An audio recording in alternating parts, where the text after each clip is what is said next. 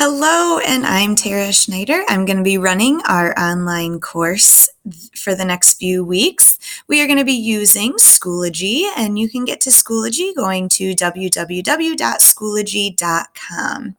If you've never used Schoology before, this is a platform that will allow us to interact throughout the course. And so here you will click Sign Up and sign up as a student. If you have already used Schoology, then welcome back, and you'll simply click Log In. And so let's get our tutorial started. And I'm going to go ahead. I'm going to click Log In.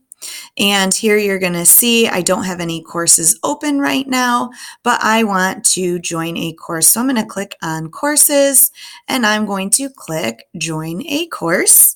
And I'm going to go ahead and put in the course code. And now here we go. I am in.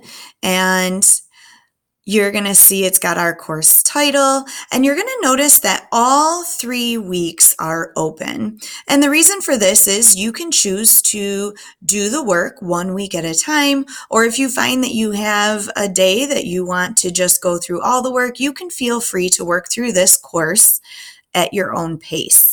Just keep in mind that the closing date for the course is November 10th, so you must have everything done by then. I'll be sending out weekly emails just saying, we're starting week 2 or week 3 and just general reminders. But again, you can work through this course at your own pace. And to access the different files, you're going to go ahead. If you're working in week 1, just click here on week 1 and it will show you our online agreement. Please, please, please complete that before you start coursework. Here's a PDF of our roadmap. And then if at any point you have a wondering, you can post it here and I will get back to you.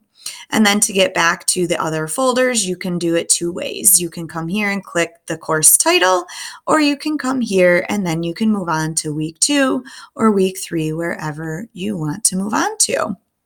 The other thing, if you would like to email me directly, you can click on the email icon here and it will show you any messages, and you can create a message to